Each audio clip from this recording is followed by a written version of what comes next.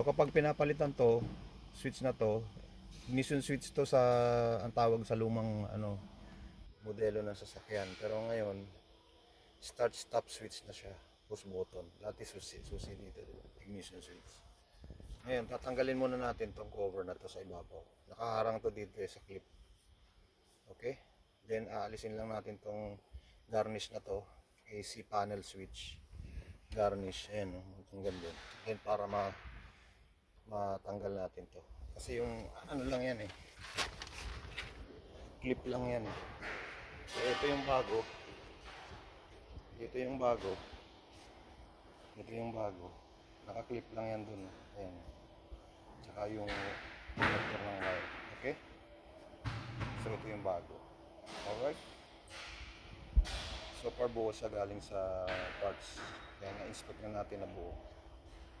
Nasiguro natin walang damage. Okay, ayan yung clip niya. Dalawa yan.